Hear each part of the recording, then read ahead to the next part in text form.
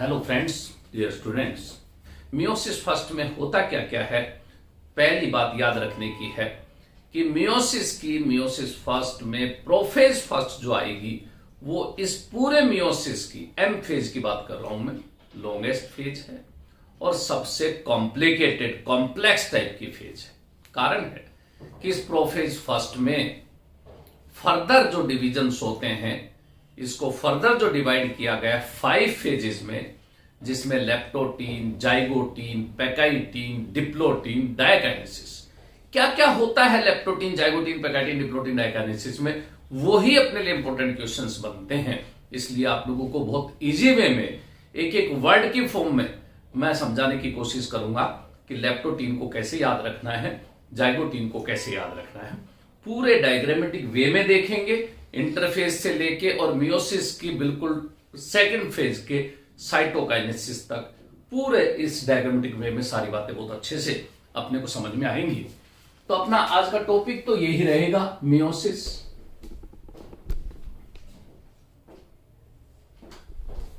वही 2 स्टेप्स इसकी, पहले मियोसिस फर्स्ट की बात करेंगे। देखो, मियोसिस फर्स्ट और मियोसिस फर्स्ट में हम लोग जानते हैं हैप्लोइड सेल में कभी मियोसिस नहीं होगा। तो ये मैं एक नॉर्मल सेल मान के चल रहा हूं, ये देखना ध्यान से, ये कोई नॉर्मल सेल है, चाहे वो एनिमल सेल है, प्लांट सेल है, कोई बात नहीं। और उसमें ये मैं एक न्यूक्लियस लेके चल रहा हूं, ये रहा, और इस न्यूक्लियस में ये न्यूक्लियोलस है, बाकी इसमें सारे सेल ऑर्गेनेल्स, न्यूक्लियर सेट है इसका, पूरी सेल में सारे सेल ऑर्गेनेल्स भी। ये जरूर अपने को न्यूक्लियोलस ध्यान रखना है, न्यूक्लियस में एक स्फेरिकल स्ट्रक्चर, और इसके बाद इसके अंदर ये क्रोमेटिन मटेरियल। आप लोग बहुत अच्छे से देख पा रहे होंगे कि इसमें कितने क्रोमोसोम्स में है नहीं पता चल रहा है। ये अपने पास एक कोई इंटरफेज है, और इंटरफेज सेल डिवीजन की प्रिपेयरिंग फेज होती है, रेस्टिंग फेज होती है। ये बात हम लोग बहुत अच्छे से जानते हैं। इस इंटरफेज की G1 फेज भी हम लोग देख चुके, S फेज देख चुके, और G2 फेज भी हम लोग देख चुके। इसका मतलब डीएनए का रेप्लिकेशन इस S फेज में हो चुका है। ये चीज हमको बहुत अच्छे से मालूम है, डीएनए रेप्लिकेशन इसमें हो चुका है। इस इंटरफेज के बाद जो प्रोफेज फर्स्ट आती है, प्रोफेज फर्स्ट,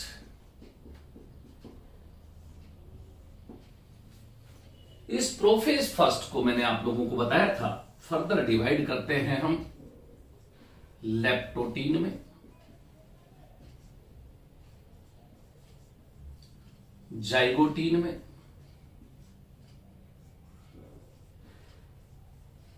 पैकाइटीन में, डिप्लोटीन में, एंड डायकाइनेसिस। एक तो अपने को ये सीक्वेंस याद रखनी है। बाकी प्रोफेज में वो सारे कैरेक्टर्स जो हमने माइटोसिस में देखे थे, याद करना, सबसे पहले nuclear membrane and nucleolus disappearing. याद है आप लोगों को ये बात, यहां पे भी डिसअपियर होने लगा। दूसरी बात कंडेंसेशन, कॉम्पैक्टेशन कह दें चाहे कंडेंसेशन कह दें, कंडेंसेशन हुआ था वहां पे भी। तीसरी बात भी आप लोगों को मालूम है कि जो सेंट्रोजोम्स थे वो भी ऑपोजिट पोल्स की तरफ मूव करने लगते हैं। Movement of centrosomes towards opposite poles. ये बात भी आप लोगों को बहुत अच्छे से मालूम है कि ऑपोजिट पोल्स की तरफ मूव करने लगते हैं। नेक्स्ट अदर पॉइंट हम लोग देखते हैं इसमें, ये सारी चीजें वही हैं जो हमने माइटोसिस में देखी थी। बिल्कुल लेट प्रोफेज तक एक चीज आपको ये भी अच्छे से मालूम हो सकती है कि ये जो ऑपोजिट पोल्स पे पहुंच जाते हैं, तो याद करो ये सेंट्रोजोम में 2 सेंट्रियोल्स होते हैं। और उनसे इस तरह की ये एस्ट्रल रेज जैसी स्ट्रक्चर बनने लगती है और इसको हम लोग माइटोटिक एपरेटस के नाम से जानते हैं। तो ये माइटोटिक एपरेटस भी लेट प्रोफेज तक बन जाता है। कहने का मतलब स्पिंडल फाइबर फॉर्मेशन होने लगता है। इस लेप्टोटीन की जब बात करेंगे तो लेप्टोटीन में पहला पॉइंट आपको याद रखना है SSC।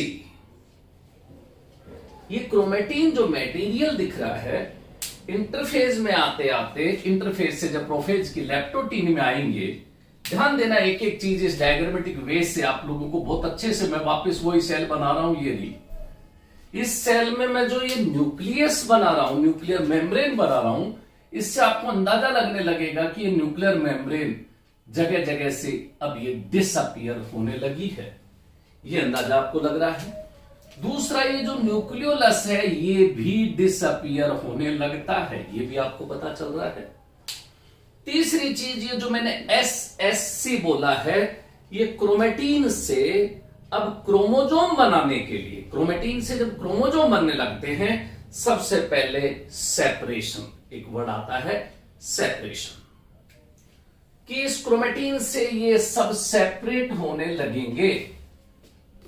फिर स्पाइरलाइजेशन, फिर धीरे धीरे कोई चीज अगर नेटवर्क की फॉर्म में है, सेपरेट होती है, तो उसमें स्पाइरलाइजेशन होता है। और जब कोई चीज इतनी बड़ी है वो स्पाइरल होती है तो अपने आप ही कंडेंस भी होने लगती है। Third one is condensation. तो इस लेप्टोटीन में सेपरेशन, स्पाइरलाइजेशन एंड कंडेंसेशन, पहले ही देख चुके हम लोग। कंडेंसेशन स्टार्ट हो जाता है, कॉम्पैक्टेशन स्टार्ट हो जाता है, थिकनेस उनकी बढ़ने लगती है। तो इस लेप्टोटीन में एक चीज तो ये याद रखने की है कि अब क्रोमेटीन नहीं रहा, वो किस में कन्वर्ट हो गया, क्रोमोजोम में कन्वर्ट हो गया। ये देख पाएंगे आप बहुत अच्छे से। ये देखो, ये अपने पास आर्म्स दिखने लगी है, ये सेंट्रोमियर भी दिखने लगा है, और इस आर्म्स में भी स्प्लिटिंग स्टार्ट हो जाती है। आप ध्यान से समझना कि डीएनए का रेप्लिकेशन एस में हो गया, इसलिए अगर मैं किसी एक क्रोमोजोम को देखूंगा, ये जैसे क्रोमोजोम है, तो इस क्रोमोजोम में डीएनए एक नहीं है। आप बहुत अच्छे से समझ सकते हैं कि डीएनए एक नहीं है, दो डीएनए मॉलिक्यूल है, क्योंकि डीएनए का रेप्लिकेशन हो चुका है। इस तरह का दिखता है। ध्यान देना, यहां पे भी ऐसी की ऐसी सिचुएशन है, लेकिन अब इन आर्म्स में स्प्लिटिंग स्टार्ट हो गई, ये स्प्लिटिंग स्टार्ट हो गई, but it is not visible, दिखती नहीं है, बट स्प्लिटिंग आर्म्स में स्टार्ट हो जाती है। एक चीज तो ये इंपॉर्टेंट हो गई लेप्टोटीन में SSC, और दूसरी स्प्लिटिंग इन आर्म्स स्टार्ट हो जाती है, starts splitting in arms but not visible. ये बात भी क्लियर हो गई कि वो विजिबल नहीं है। दो चीजें तो ये। तीसरी चीज यहां पे एक इंपॉर्टेंट और है, एनिमल सेल में खासकर जब ये सेपरेट हो जाते हैं सारे क्रोमोजोम्स,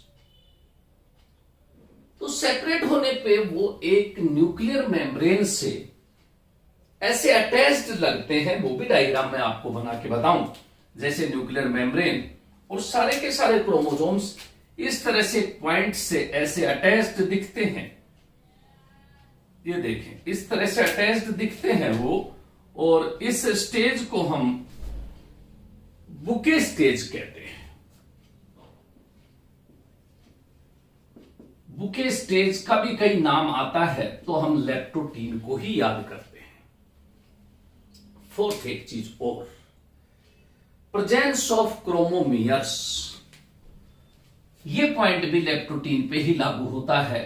क्रोमोमियर्स, कोई पूछे क्रोमोमियर्स है क्या, तो ये देखो, beaded structure present on chromosomes को हम कहते हैं क्रोमोमियर्स। ये इस तरह की बीडेड स्ट्रक्चर्स दिखती है। इन क्रोमोसोम्स पे और उसको नाम देते हैं हम एसिपिडेटेड स्ट्रक्चर को क्रोमोमेर्स। तो इतनी बात अगर आप लोगों को याद हो जाए तो लैक्टोटीन की बात क्लियर हो गई। आप क्रोमोसोम्स को काउंट करके बहुत अच्छे से आप बता सकते हैं कि how many chromosomes are there. ये देखना,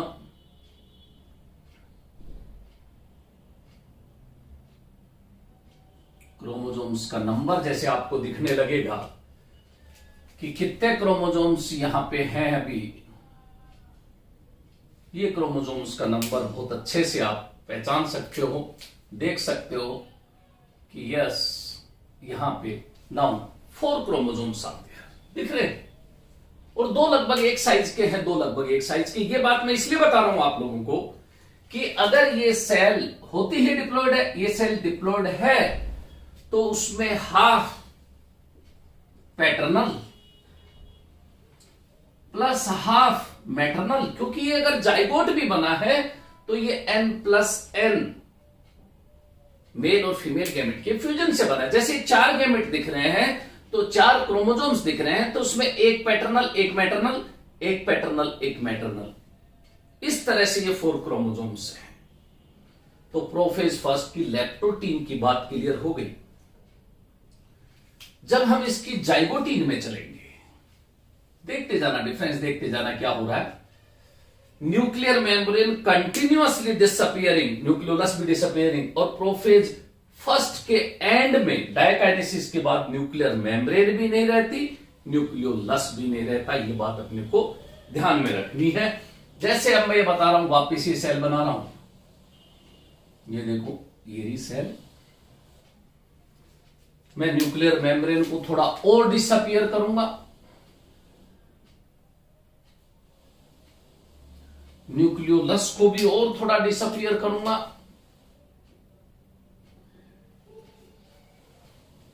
इन क्रोमोसोम्स को अब ध्यान से देखना, मैं कंडेंस करूंगा, और कंडेंस के साथ आप ये देखोगे ये जो स्प्लिटिंग स्टार्ट हुई थी, ये स्प्लिटिंग यहां पे हो जाती है, विजिबल हो जाती है।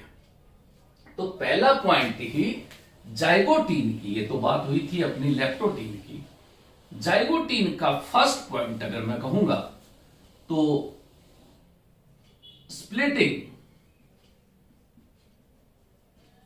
इन आर्म्स विजिबल, ये चीज अब अपने को दिखने लगती है कि आर्म्स में स्प्लिटिंग हो रही है या हो गई है। ये देखो अब स्ट्रक्चर ऐसी दिखने लग गई, ये आर्म्स में स्प्लिट होके एक में एक डीएनए, एक दूसरे में डीएनए मॉलिक्यूल। दूसरा सबसे इंपॉर्टेंट पॉइंट इस जाइगोटीन के लिए साइनेप्सिस। देखो साइनेप्सिस वर्ड बहुत इंपॉर्टेंट है अपने लिए, और जैसे ही साइनेप्सिस नाम आता है जाइगोटीन अपने सामने आ जाती है। कई मैंने बताया था कीवर्ड, तो यहां पे कीवर्ड के लिए जैसे क्रोमोमियर मैं कहूं कीवर्ड है, यहां पे मैं साइनेप्सिस कहूं कीवर्ड है जाइगोटीन के लिए। नाम आते इस एक वर्ड से हम लोग इसको आइडेंटिफाई करते हैं, और इसका मतलब होता है pairing of homologous chromosomes. Synapses किसको कहते हैं? ये देखो, pairing of homologous chromosomes, pairing of homologous chromosomes. Homologous का मतलब भी आप समझ जाएंगे, जैसा अभी मैंने कहा कि ये पैटर्नल, ये मैटरनल, ये पैटर्नल, ये मैटरनल, यही तो है होमोलोगस क्रोमोसोम। ये मान लो 1 नंबर का क्रोमोसोम है ये, तो ये भी 1 नंबर का है, ये पैटर्नल है, ये मैटरनल है। ये जैसे मान लिया मैंने 2nd नंबर क्रोमोसोम है, तो ये भी 2nd नंबर क्रोमोसोम है। इनमें आपस में पेयरिंग होगी, 1st नंबर का 1st से, 2nd नंबर का 2nd से पेयरिंग करेगा। अगर ऐसा हो जाए 1st नंबर का 2nd से पेयरिंग कर ले, नॉन होमोलोगस कहलाते हैं, याद रखना ये, और उससे डिसऑर्डर्स डेवलप होते हैं। तो यहां पे हम देखेंगे पेयरिंग होगी होमोलोगस क्रोमोसोम्स में, और उसको नाम क्या देंगे? साइनेप्सिस। तीसरी एक इंपॉर्टेंट चीज और, इस पेयरिंग से एक कॉम्प्लेक्स बनेगा जिसको हम साइनेप्टोनिमल कॉम्प्लेक्स कहते हैं। ये भी इस स्टेज में देखने को मिलेगा, सिनेप्टोनिमल कॉम्प्लेक्स। होता क्या है अलग से मैं अगर बना के बताऊं, ये देखना एक क्रोमोजोम है। अब इसकी पोजीशन इस तरह की हो गई इस क्रोमोजोम की, ये अपने पास एक आर्म कंप्लीट बन गई।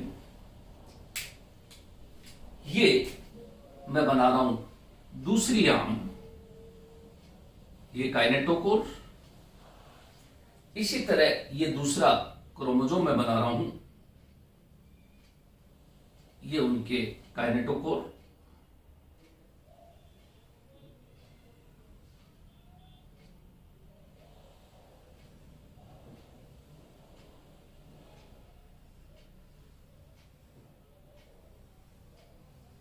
ये काइनेटोकोर, ये आर्म्स बन रही है।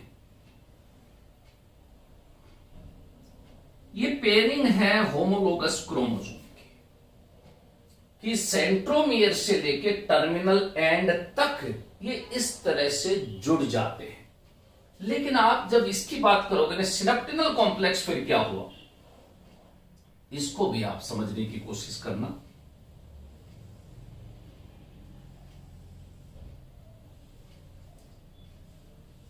ये देखो कि इसमें ये इधर की क्रोमेटिड ये वाली, ये दो क्रोमेटिड तो सेपरेट दिख रही है, लेकिन मिडिल की जो दो क्रोमेटिड हैं उनमें इस तरह के बैंड्स ऐसे जुड़ी रहती है। ये देखिए क्लियरली दोनों क्रोमेटिड्स डिफरेंशिएट नहीं हुए हैं, इसलिए हम यहां पे वर्ड काम में ले रहे हैं क्या, सिनेप्टिनमल कॉम्प्लेक्स। और ये वर्ड भी आपको वैसे याद रखने की जरूरत नहीं है, लेकिन कहीं पे आ जाए तो मॉसेज ने ये कॉन्सेप्ट दिया है, साइंटिस्ट का नाम है, वो मोस मत समझ जाना, ब्रायोफैक्स वाली एक साइंटिस्ट का नाम है। इस मोसेज ने सिनेप्टिनल कॉम्प्लेक्स दिया था इस जाइगोटीन में पेयरिंग को एक्सप्लेन करने के लिए। अब मैं अगर डायग्राम बनाऊंगा ना तो फर्स्ट नंबर का देखना, मैं कलर भी वही बनाने की कोशिश कर रहा हूं, ब्लैक। ये एक कि ये मैं आम बना रहा हूं और इनमें अट्रैक्शन सेंट्रोमियर में इस तरह का अट्रैक्शन रहता है कि ये पेयरिंग सेंटर से, सेंट्रोमियर के यहीं से स्टार्ट करते हैं और बिल्कुल टर्मिनल एंड तक पेयरिंग करते जाते हैं। देखना ये दूसरा क्रोमोसोम बना रहा हूं, ये बिल्कुल इसके पैरेलल इस तरह की पेयरिंग, ये पेयरिंग।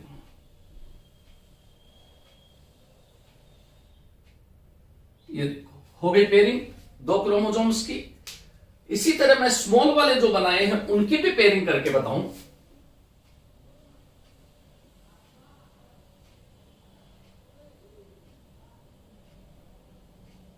ये देखो ये एक क्रोमोसोम,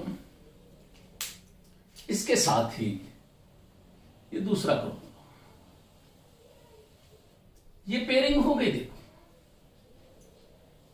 ये हो गई पेयरिंग, इसको नाम देते हैं हम साइनेप्सिस। अगर यहां पे अपने ह्यूमन बीइंग में जैसे 46 क्रोमोसोम्स हैं तो इस तरह के 23 पेयर्स बन जाएंगे। यहां मैंने 4 क्रोमोसोम्स लिए हैं तो 2 पेयर बन गए। लेकिन याद रखना इस स्टेज में इस पूरे एक होमोलोगस क्रोमोसोम के पेयर को, ये पूरे इस पेयर को नाम देते हैं बाइवेलेंट। ये पूरा एक पेयर बाइवेलेंट कहलाता है। लेकिन ये पोजीशन कैसी हो गई, टेट्राड,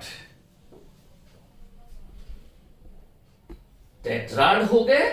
लेकिन टेट्राड का मतलब हर एक में, इसमें एक डीएनए है, इसमें एक डीएनए है, इसमें एक डीएनए है, इसमें एक डीएनए है, टेट्राड फॉर्म हो गई और बाइवेलेंट कहलाती है। तो इस तरह से इस जाइगोटीन में अगर आपने इतनी बात याद रख ली कि स्प्लिटिंग विजिबल हो जाती है, साइनेप्सिस होने लगता है, साइनेप्टिनल कॉम्प्लेक्स इसमें दिखता है, कंडेंसेशन कॉम्पैक्टिंग तो अपने को याद ही रखनी, वो तो यहां लास्ट तक होती चली जाएगी। डायग्राम भी क्लियर हो गया कि अपने पास लेप्टोटीन में ऐसा था और जाइगोटीन में ये ऐसा हो गया। अब अगर मैं नेक्स्ट पैकाइटिन में चलूंगा, एक सिंगल वर्ड में याद रखना है क्रॉसिंग ओवर। बहुत अच्छे से आप लोग ये बात भी जानते होंगे कि पैकाइटिन का नाम आते ही हम लोग इस वर्ड के साथ जाते हैं क्रॉसिंग ओवर।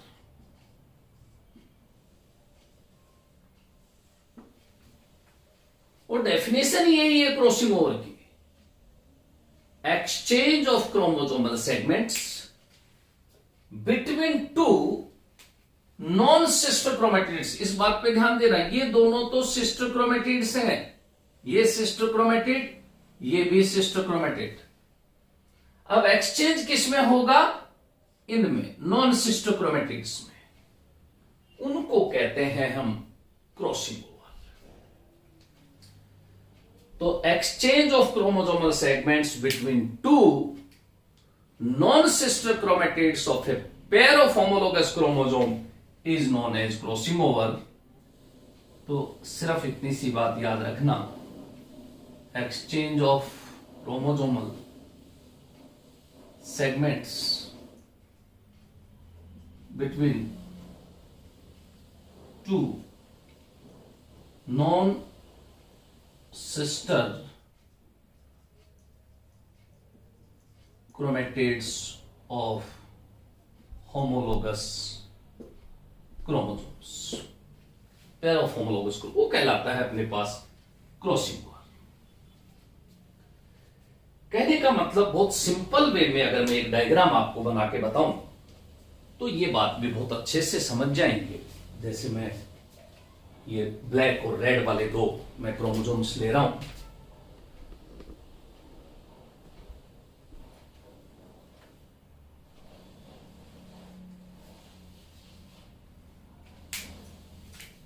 ये देखना,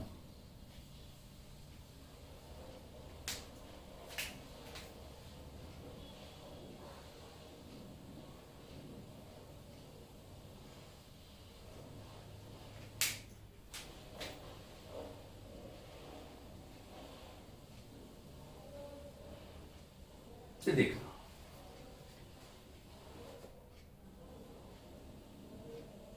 ये आप समझते हैं कि ये सेंट्रोमियर है और ये एक आर्म, ये देखो, ये अपने पास एक सिंगल आर्म, ये दूसरी आर्म,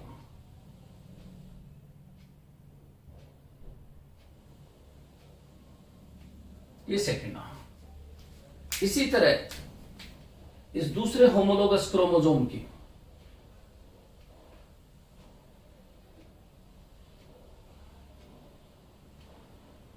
ये एक आर्म है,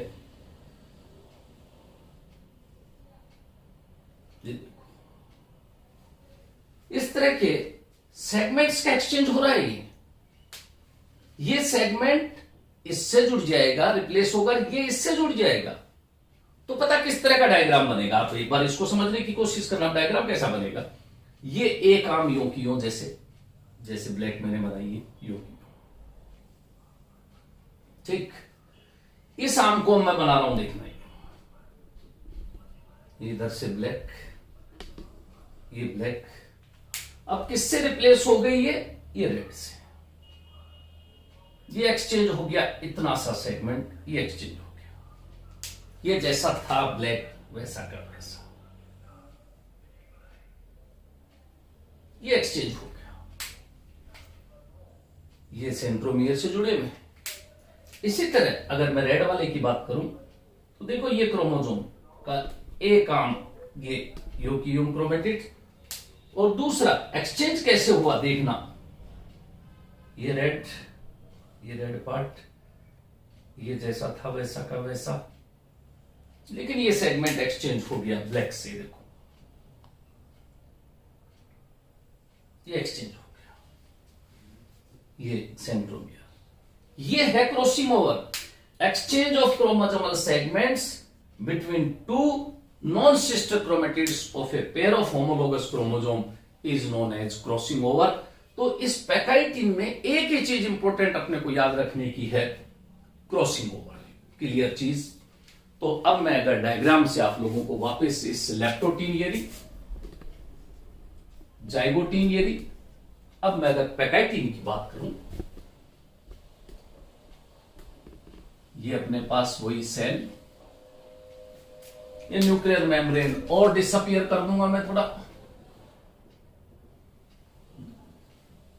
न्यूक्लियोलस को भी डिसअपियर कर दूंगा, और ये जो क्रोमोसोम्स हैं उनकी पोजीशन अब इस तरह की हो जाएगी। पेयरिंग तो यहां हो गई थी, अब इन क्रोमोसोम्स में एक्सचेंज करते हुए दिखाना अपने को। ये आर्म, ये सेकेंड आर्म,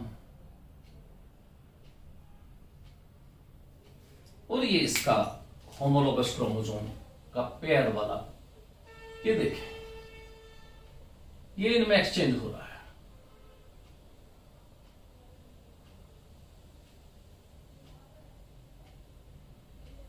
ये देखो, यहां पे सेगमेंट्स का एक्सचेंज हो रहा है, ये सेगमेंट्स का एक्सचेंज हो रहा है। तो ये अपने पास आ गई स्टेज कौन सी? पैकाइटीन। तो लैक्टोटीन हो गई, जाइगोटीन हो गई, पैकाइटीन में क्रॉसिंग ओवर हो गया, एक ही वर्ड में काम चल गया। लेकिन याद रखना, जहां जहां क्रोमोसोमल सेगमेंट्स का एक्सचेंज होता है वहां पे ये आर्म्स आपस में सेगमेंट्स जुड़े रह जाते हैं, और उनके लिए वर्ड काम में लेते हैं कियाज्मेटा। तो ये डिप्लोटीन का जैसे ही नाम आता है, फिर एक ही इंपॉर्टेंट वर्ड डिप्लोटीन के लिए, ये देखो कियाज्मेटा। ये तो क्रॉसिंग ओवर की इसके लिए बात हो गई थी, ये कियाज्मेटा। तो यहां पे आया था अपने पास कीवर्ड क्रोमोमियर, यहां आया था सिनेप्सिस, यहां आया था कीवर्ड क्रॉसिंग ओवर, और यहां पे कीवर्ड के नाम से है कियाज्मेटा। और कियाज्मेटा का मतलब भी समझ गए, इट इज ए रिजल्ट, तो जुड़े रह जाते, it is a result of crossing over. Crossing over के बाद जिस जगह पे जुड़े रह जाते हैं उन पॉइंट्स को हम नाम देते हैं कियाज्मेटा। तो अगर कोई पूछे ये कियाज्मेटा कहां दिखते हैं, तो हम डिप्लोटीन में कहेंगे। नेक्स्ट अगर स्टेज हम देखें इसके बाद, पैकाइटीन के बाद, तो डिप्लोटीन की बात भी आप लोगों को समझ में आ गई। ये मैं बना रहा हूं वही सेल, ये न्यूक्लियर मेम्ब्रेन को मैं और डिसअपियर कर दूंगा, ये लास्ट स्टेज है, फिर तो डिसअपियर हो जाएगी। ये देखो, ये डिसअपियर हो गई। ये न्यूक्लियोलस भी नाम के लिए रह गया, बाकी तो सारे के सारे वो पेयरिंग वाले। अब आप देखना एक चीज कितनी इंपॉर्टेंट है कि जो वो दूसरे पेयर में भी ऐसा कैसा होगा, ध्यान रखना। मैंने जैसे एक पेयर में बताया ना, दूसरे पेयर में भी ऐसा कैसा होगा कि अगर मैं ये सेकंड पेयर था उसकी बात करूं, तो इसमें भी इसी तरह से ये इसकी आर्म्स, ये देखो दूसरा मैं बनाता हूं तो इनमें भी एक्सचेंज इसी तरह का होगा। ये देखें, ये एक्सचेंज नहीं है, ये एक्सचेंज हो रहा है, और ये यहां पे ये क्रोमोसोमल सेगमेंट्स का एक्सचेंज होगा। कहने का मतलब क्रॉसिंग ओवर जितने पेयर हैं उन सब में क्रॉसिंग ओवर होगा, और वो केवल और केवल पैकाइटीन में होगा। तो लैक्टोटीन, जाइगोटीन, पैकाइटीन के बाद जैसे ही आप बात करेंगे डिप्लोटीन की, ये देखो मैं बता रहा हूं यहां पे डिप्लोटीन, तो क्रॉसिंग ओवर होने के बाद जितना अट्रैक्शन था ना इन सेंट्रोमियर में और पूरी आर्म्स में, जो बिल्कुल अटैच चल रही थी, पैरेलल चल रही थी, क्रॉसिंग ओवर के बाद उतना ही इन सेंट्रोमियर में रिपल्सन स्टार्ट हो जाता है। आफ्टर क्रॉसिंग ओवर सेंट्रोमियर्स में क्या होगा? रिपल्सन होगा, दूर दूर जाने लगेंगे। लेकिन याद रखना, अब मैं अगर डिप्लोटीन में आपको दिखा रहा हूं तो कियाज्मेटा, जैसा आपको पता चल गया कि इसमें ये तो अपने पास आर्म है ही, और उसके दो नॉन सिस्टर क्रोमेटिड्स में जो एक्सचेंज हुआ था वो एक्सचेंज हम लोगों को दिखाना है कि जैसे ये मैंने एक आर्म बता रहा हूं, ये एक क्रोमोसोम की, और इसके साथ पेयरिंग करते हुए ये दूसरा जो अपने पास ये क्रोमोसोम है, ये देखो ये डिस्टेंस में देखो कितना दूर चला गया, और इनमें इस तरह की ये सेगमेंट्स के एक्सचेंज वाला एक पार्ट में दिखा रहा हूं, ये रहा, और ये एक्सचेंज हो रहा है, ये देखो इनमें, और एक्सचेंज होने के बाद वो इस तरह के स्ट्रक्चर अपने पास बन गए। ये देखिए, ये एक पेयर और दूसरा पेयर ये रहा, ये देखें सेकंड स्मॉल पेयर भी वैसे के वैसे जो हमने बनाया था, ये सेकंड पेयर, इसमें भी उसी तरह का एक्सचेंज, ये देखा था हमने एक्सचेंज, इसी तरह का रिपल्सन स्टार्ट हो गया, और इस रिपल्सन में ये देखो एक्सचेंज वाली चीज ये दिख रही है अपने को, यहां पे अपने को ये दिखने लगते हैं ये कियाज्मेटा, तो कियाज्मेटा यहां भी दिखेंगे, ये इस तरह के कियाज्मेटा यहां भी दिखेंगे। तो जहां पे क्रोमोसोमल सेगमेंट्स का एक्सचेंज हो जाता है, उन पॉइंट्स को जहां ये जुड़े रहते हैं उनको क्या नाम देते हैं, ये कियाज्मेटा। देखो यहां लेबलिंग कर दी मैंने, ये है कियाज्मेटा। तो ये था अपने पास क्रॉसिंग ओवर, यहां पे एक्सचेंज हुआ था क्रोमोसोमल सेगमेंट्स का, यहां पे अपने को जो जो पॉइंट्स पे जुड़े रह जाते हैं उनको नाम देते हैं कियाज्मेटा। तो डिप्लोटीन में हमने एक वर्ड याद रखा, कियाज्मेटा। ये सारे पॉइंट कंटिन्यू चल रहे हैं, कॉम्पैक्टेशन कंडेंसेशन चल रहा है, सेंट्रोजोम ऑपोजिट पोल्स पे पहुंच रहा है, वो ये एपरेटस बन रहा है, एस्ट्रल रेज दिख रही हैं, वो सारी चीजें होने लगेंगी। लेकिन इस प्रोफेज फर्स्ट की जो लास्ट स्टेज है, याद रखना, यहां पे न्यूक्लियर मेम्ब्रेन नहीं बनानी है, यहां पे न्यूक्लियोलस नहीं बनाना है, तो इसलिए न्यूक्लियर मेम्ब्रेन और न्यूक्लियोलस फुल्ली डिसअपियर हो जाते हैं। तो मैं अगर इसका नेक्स्ट ये डायग्राम बनाता हूं, ये मेरे पास सेल, न्यूक्लियर मेम्ब्रेन भी नहीं बनाऊंगा, न्यूक्लियोलस भी नहीं बनाऊंगा, लेकिन अगर आप लोगों को ध्यान हो तो ये चीज जरूर बनाऊंगा। बताओगे क्या है? ये सेंट्रोजोम्स पहुंच चुके हैं, पेयर है टू सेंट्रियोल्स का, ये पहुंच चुके हैं ऑपोजिट पोल्स पे। ऐसा एनिमल सेल में होता है।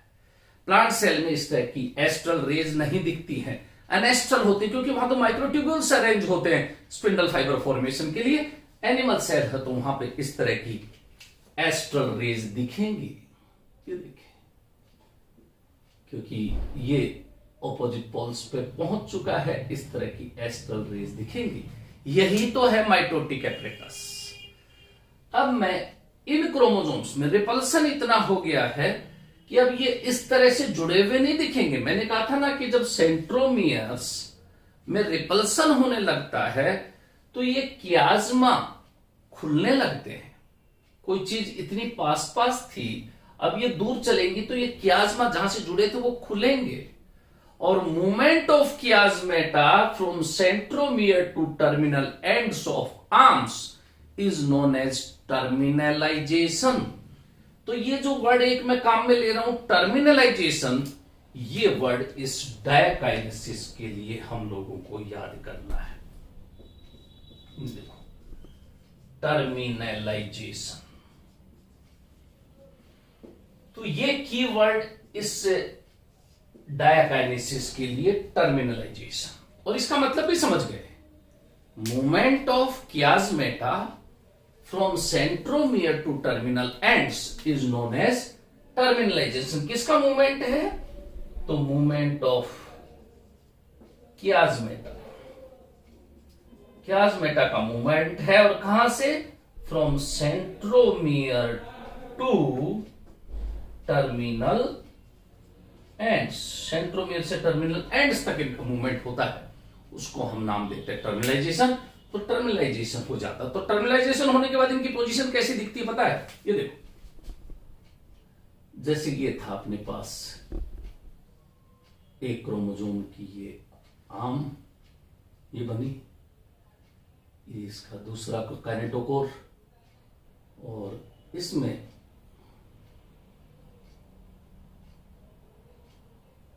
ये दूसरी आर्म, ये इसके पैरेलल इसका होमोलोगस क्रोमोसोम। देखो कितना दूर चला गया, देखना सेंट्रोमियर यहां चला गया।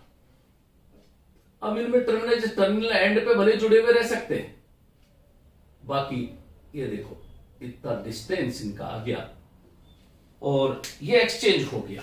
ये चीज ध्यान रखना, इसका सेगमेंट इससे जुड़ गया, ये एक्सचेंज हो गया था, वो इसका सेगमेंट इससे रिप्लेस हो गया था, ये एक्सचेंज हो गया। तो इस तरह से इसमें भी ये चीज यहां पे देखेंगे तो ये इसका सेगमेंट इससे जुड़ चुका है, ये एक्सचेंज हो जाता है। यही तो है वेरिएशन। क्रोमोसोमल सेगमेंट्स के एक्सचेंज होने की वजह से तो वेरिएशन आते हैं, तभी तो बिल्कुल पेरेंट के जैसा नहीं हो पाता। तो मियोसिस में वेरिएशन के कारण ये है कि क्रोमोसोमल सेगमेंट्स का एक्सचेंज होता है, क्रॉसिंग ओवर होता है, उसकी वजह से वेरिएशन आते हैं। एक पेयर तो ये, दूसरा पेयर भी वैसा का वैसा जैसा हमने देखा था, ग्रीन वाला बनाया था, ये देखो इतना रिपल्सन हो गया कि ये इतने डिस्टेंस पे चले गए। देखो हाँ, ये जरूर ध्यान रखना कि क्रोमोसोमल सेगमेंट्स का एक्सचेंज जो हुआ है वो पार्ट ये अपने पास एक्सचेंज हुए पार्ट्स हैं। इस तरह से ये स्टेज अपने पास कौन सी आई, डायकाइनेसिस। और डायकाइनेसिस में एक वर्ड क्या रखा हमने, टर्मिनलाइजेशन।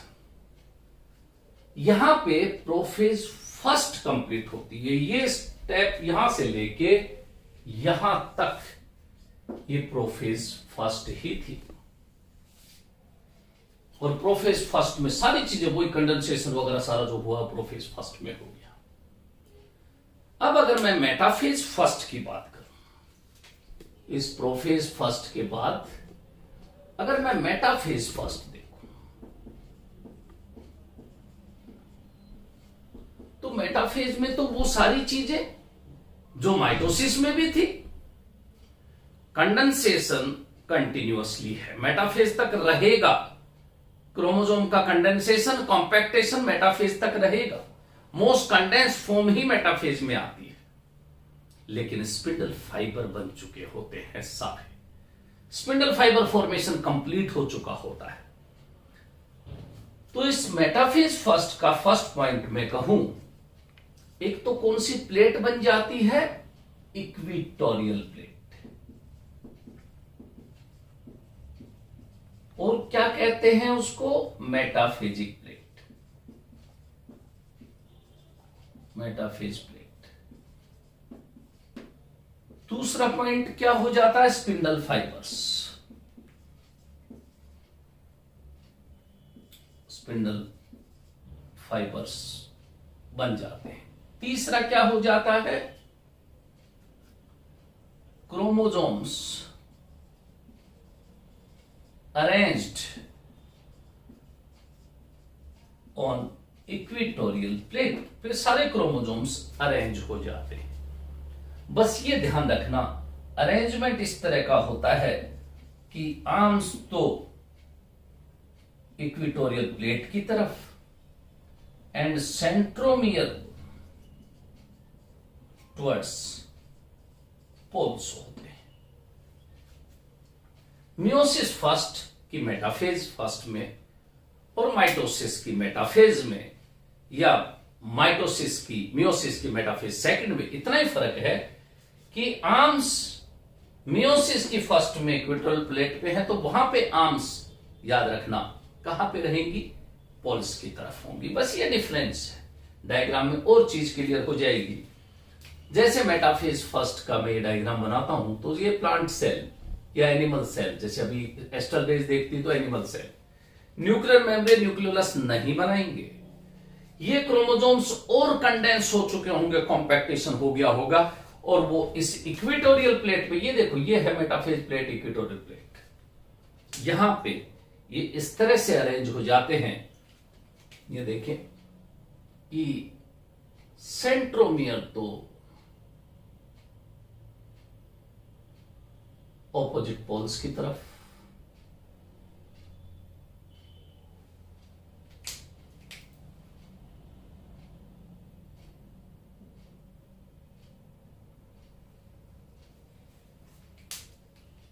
ये देखिए, और आर्म्स हैं वो किधर, इक्विटोरियल प्लेट की तरफ, और सेंट्रोमियर पोल्स की तरफ। इसी तरह दूसरा पेयर भी देखेंगे तो ऐसा ही दिखेगा।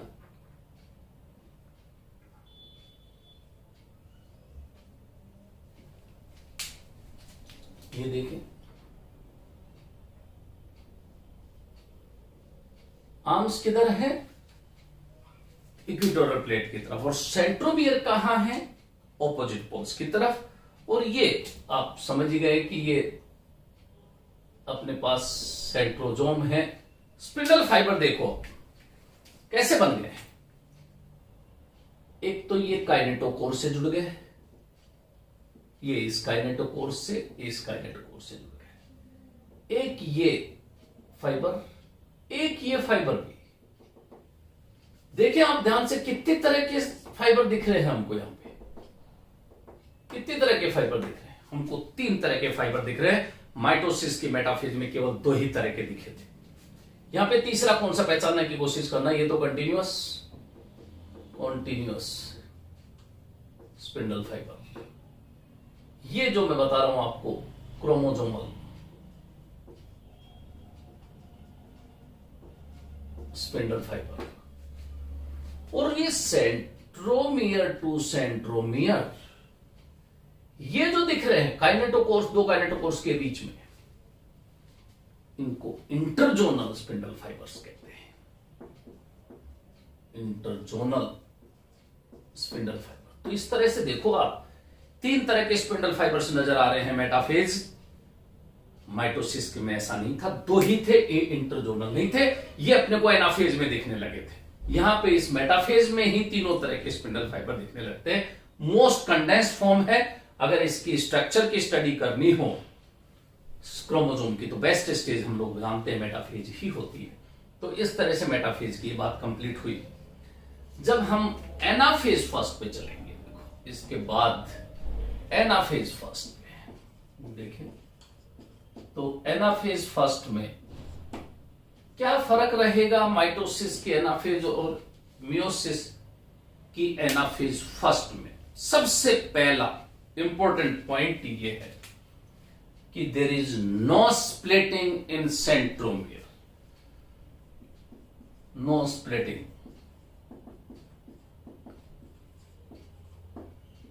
इन सेंट्रोमियर। देखो ये जो सेंट्रोमियर, सबसे पहला काम ही उसमें ये था, सेंट्रोमियर में स्प्लिटिंग होती है। यहां पे पहली बात ये याद रखने की है कि सेंट्रोमियर में स्प्लिटिंग नहीं होती है। दूसरी बात, movement of chromosome towards opposite poles. ये movement of chromosomes towards opposite poles, opposite poles की तरफ मूव करेंगे।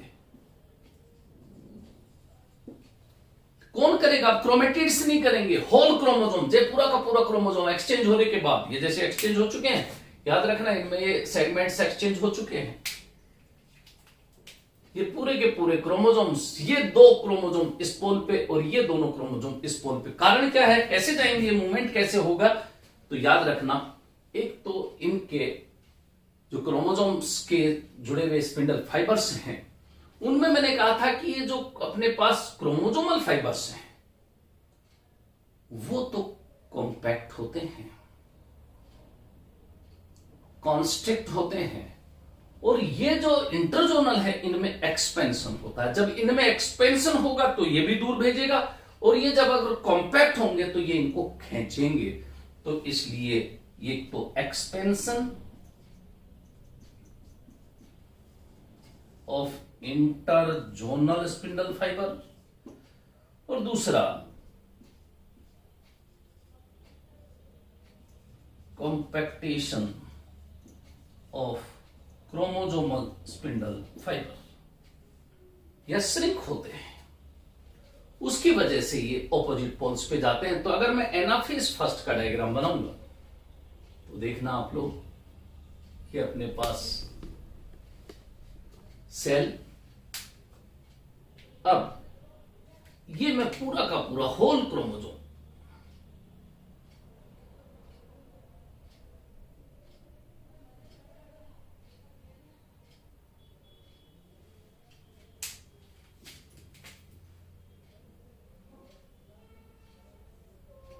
ये देखें,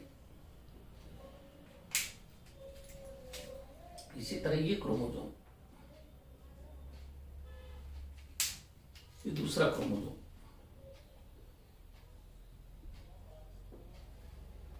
ये ऑपोजिट पोल्स की तरफ जाएंगे। देखो ये जा रहे हैं, ये इधर, ये इधर, ये कंटिन्यूअस, ये अपने पास इंटरजोनल, इस तरह का मूवमेंट होगा एनाफेज में। याद रखना असली रिडक्शन ही अब हो रहा है। मियोसिस फर्स्ट को रिडक्शनल डिवीजन इसीलिए कहते हैं।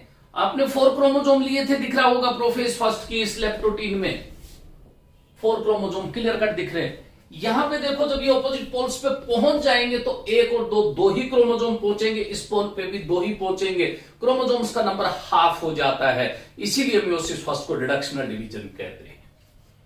ये देखो, मैं अगर अब ये टेलोफेज फर्स्ट बनाऊंगा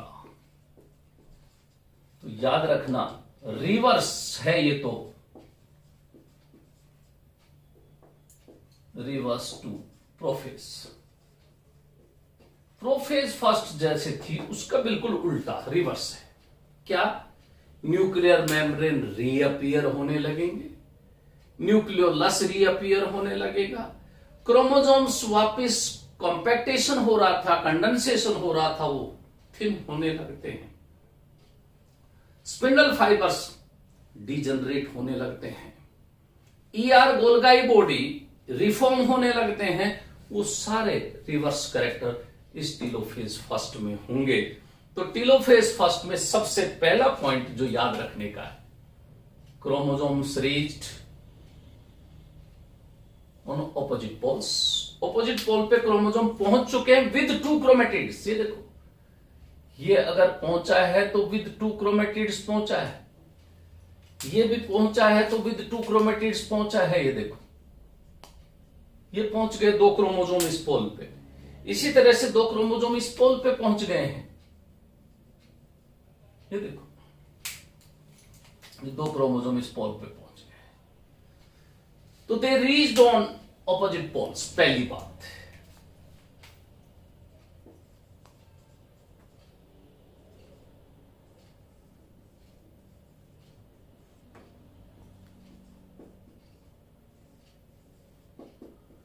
पहुंच चुके हैं। दूसरी बात, nuclear membrane, nucleolus, ER, Golgi body, ये सब रीअपियर होने लगते हैं। तो रीअपियर होने लगते हैं तो देखो, न्यूक्लियर मेम्ब्रेन बन गई कि नहीं, न्यूक्लियोलस बन गया कि नहीं, ये अपने पास पूरा कैरियोकाइनेसिस हो गया। 2 न्यूक्लियस बन गए, कैरियोकाइनेसिस हो गया। इसके बाद आप क्या देखेंगे? साइटोकाइनेसिस। अगर एनिमल सेल है तो मैं माइटोसिस में भी बता चुका हूं कि यहां पे पेरिफेरल पे इस तरह का फरो फॉर्मेशन होगा और ये सेंटर की तरफ बढ़ता जाएगा और इस सेल को डिवाइड कर देगा 2 सेल में। तो कैरियोकाइनेसिस के बाद अपना साइटोकाइनेसिस हो जाता है और 2 ये सेल बन गई, क्रोमोसोम्स का नंबर हाफ हो चुका है। देखो 2-2 क्रोमोसोम में रिडक्शनल डिवीजन कंप्लीट होता है। अब मियोसिस सेकंड, याद रखना फेज और stage in between 2 meiosis, meiosis first and meiosis second को पता क्या नाम देते हैं? इंटर काइनेसिस कहते हैं। यह वर्ड भी अपने आप में बहुत इंपॉर्टेंट है। Interkinesis between stage between meiosis first और मियोसिस सेकंड। इस तरह से ये टेलोफेज तो बिल्कुल रिवर्स है, किसके? रिवर्स ऑफ प्रोफेज, बिल्कुल प्रोफेज के उल्टी है। और इसमें इंटर पहले ये कैरियोकाइनेसिस हुआ, फिर साइटोकाइनेसिस हो गया। लेकिन याद रखना ये स्टेज अब इन बिटवीन, अब मियोसिस सेकंड में जा रही है। मियोसिस फर्स्ट कंप्लीट हुआ, मियोसिस सेकंड में इमीडिएटली साइटोकाइनेसिस के बाद मियोसिस सेकंड में जाएगी। और मियोसिस सेकंड में जाने से पहले मियोसिस फर्स्ट के कंप्लीट होने के बाद ये जो ट्रांजिशनल फेज है इसको इंटरकाइनेसिस कहते हैं। याद रखना अब यहां इंटरफेज नहीं आएगी, यहां पे डीएनए का रेप्लिकेशन दोबारा नहीं होगा। कहने का मतलब इंटरफेज ही नहीं आएगी तो G1S G2 फेज नहीं आएगी। क्यों? दिख रहा है अपने को, क्रोमेटिड बनाने के लिए तो करते हैं। हर एक में 2 डीएनए भी हैं, इसमें 2 डीएनए, इसमें 2 डीएनए हैं।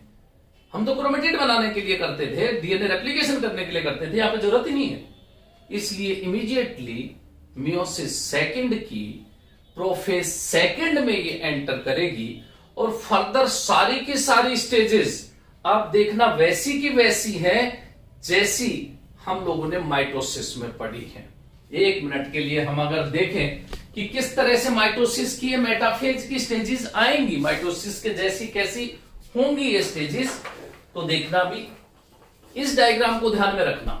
इस डायग्राम के बाद हम मियोसिस की सेकंड स्टेज स्टार्ट करते हैं और उस सेकंड स्टेज में क्या फर्क होगा इंटरकाइनेसिस के बाद, ये देखो। अगर मैं इसका डायग्राम बनाता हूं, मियोसिस सेकंड यहां से हम लोग स्टार्ट करते हैं। Meiosis second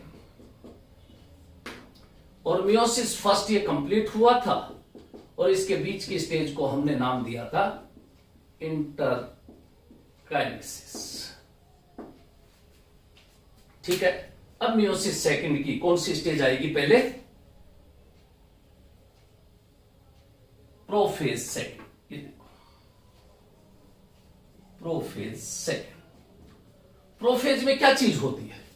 nuclear membrane disappear होने लगती है, न्यूक्लियोलस डिसअपियर होने लगता है, ईआर डिसअपियर होने लगती है और अपने पास गोल्गी बॉडी डिसअपियर होने लगती है, स्पिंडल फाइबर बनने लगता है। वो सारी चीजें यहां पे भी होनी है।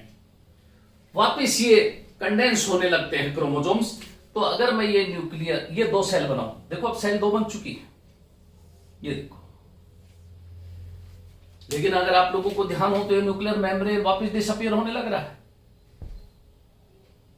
और ये न्यूक्लियोलस भी डिसअपियर होने लग रहा है। लेकिन क्रोमोसोम्स कितने हैं वहां? 2 क्रोमोसोम। ये रे, एक क्रोमोसोम ये रहा, एक क्रोमोसोम ये रहा। इस तरह के 2 क्रोमोसोम है।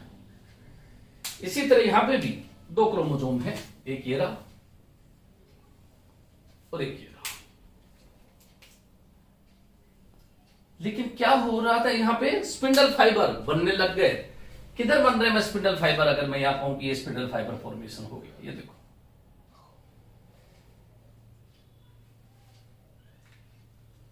ये स्पिंडल फाइबर फॉर्मेशन, या न्यूक्लियर मेम्ब्रेन पे नहीं, इस सेल के अंदर, ये देखो, ये स्पिंडल फाइबर बनने लग गए।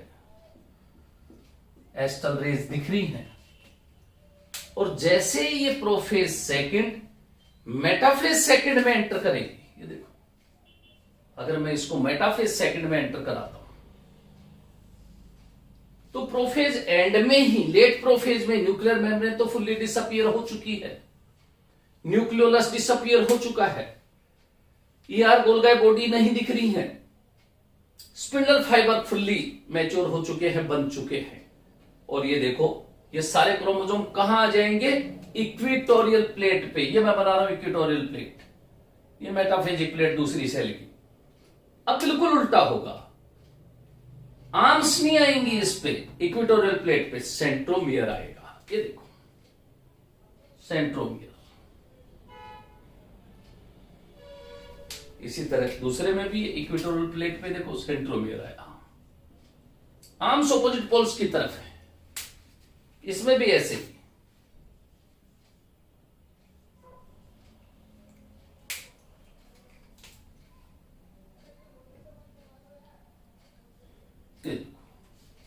ये स्पिंडल फाइबर बन चुके हैं।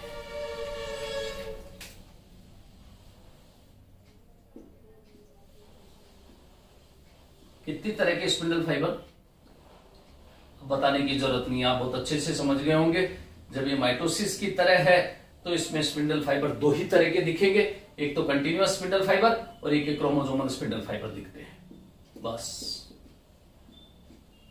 ये देखो, ये अपने पास मेटाफेज सेकंड हो गई।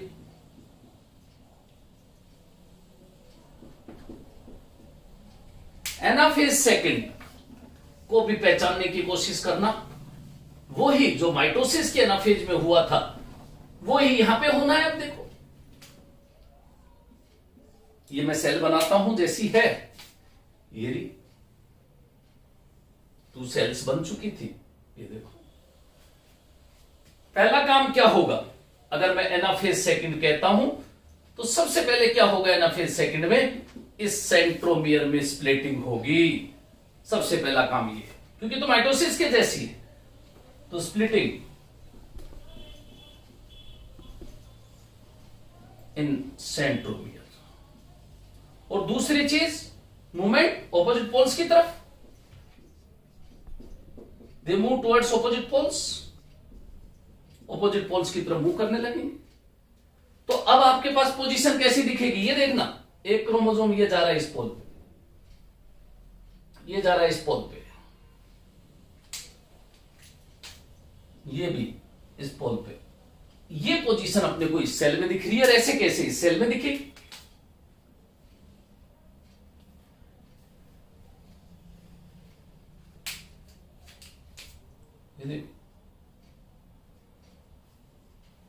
ये स्पिंडल फाइबर्स नहीं किस वजह से मूव कर रहा है, तो आपको एक्सपेंशन और वो बात मालूम है। अब तीनों तरह के दिखेंगे स्पिंडल फाइबर। तीनों तरह के कौन से? कंटिन्यूअस ईरा, क्रोमोसोमल ईरा, इंटरजोनल ईरा, तीनों तरह के स्पिंडल फाइबर्स दिखते हैं। ये अपने पास हो गई एनाफेज सेकेंड। इसके बाद अगर मैं टीलोफेज की बात करूंगा, टीलोफेज सेकेंड की, तो वो भी बहुत क्लियर है टीलोफेज सेकेंड भी, कि क्या होना है टीलोफेज सेकेंड में। सबसे पहली बात जो मैं बता चुका, ऑपोजिट पोल्स पे पहुंच चुके होते हैं। ये दो सेल बन गई थी, ऑपोजिट पोल्स पे पहुंच चुके होते हैं क्रोमोसोम। और अगर नाम टीलोफेज आ गया, फिर वैसे के वैसे बिल्कुल किसके रिवर्स? प्रोफेज के रिवर्स। ये दो क्रोमोसोम यहां पहुंच गए, देखो ये रहा एक क्रोमोसोम, ये रहा दूसरा, ये रहा। इसी तरह दो इस पोल पे पहुंच गए, एक ये रहा दूसरा ये रहा। इसी तरह इस सेल में भी दो यहां पहुंच गए,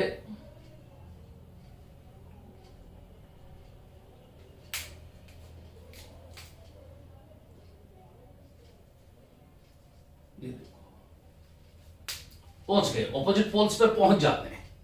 फिर क्या होता है? न्यूक्लियर मेम्ब्रेन, ये देखो रीअपियर हो गई न्यूक्लियर मेम्ब्रेन, न्यूक्लियोलस रीअपियर हो गया, इसकी भी न्यूक्लियर मेम्ब्रेन न्यूक्लियोलस रीअपियर हो गया, इसकी भी न्यूक्लियर मेम्ब्रेन न्यूक्लियोलस रीअपियर हो गया।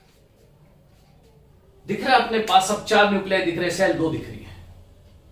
नाउ साइटोकाइनेसिस टेक्स प्लेस, ये देखो पेरिफेरी टू सेंट्रल, अगर एनिमल सेल है तो, और ये इसको डिवाइड कर देती है इस तरह से।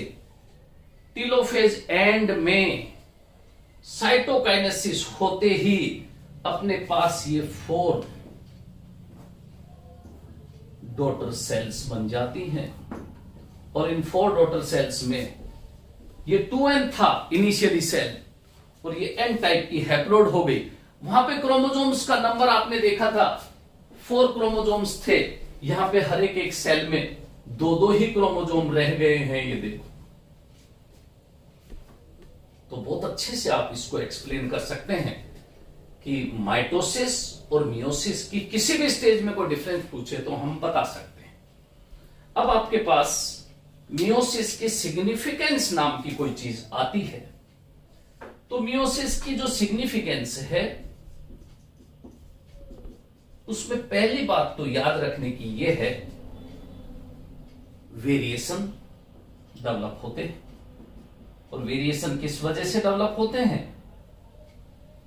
क्रॉसिंग ओवर से। दूसरी बात, क्रोमोसोम्स का number maintenance of number of chromosome,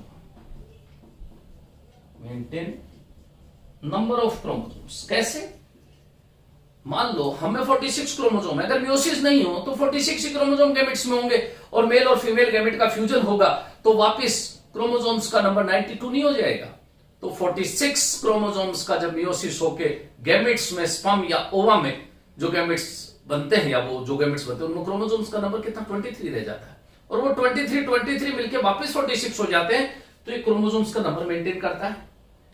new species का फॉर्मेशन वेरिएशंस की वजह से न्यू स्पीसीज फॉर्मेशन। और फोर्थ सबसे इंपॉर्टेंट चीज, इवोल्यूशन में भी हेल्प करता है। जब नई स्पीसीज बन रही है तो it helps in evolution also. ये अपने को इसकी सिग्निफिकेंस याद रखनी है मियोसिस की। अब सारी टर्म्स आप लोगों के पास आ गई, बस कियाज्मेटा के लिए एनसीईआरटी की बुक में लिखा हुआ वो वर्ड भी याद रखना। ये स्टेज एक्स शेप्ड स्ट्रक्चर कहलाती है। कियाज्मेटा के लिए काम में लेते हैं क्योंकि ये जो एक्स शेप्ड स्ट्रक्चर बन रही है एक्सचेंज के लिए, उसको हम कियाज्मेटा के लिए काम में लेते हैं। ये एक्स शेप्ड एक्सचेंज होता है ना, इस वजह से।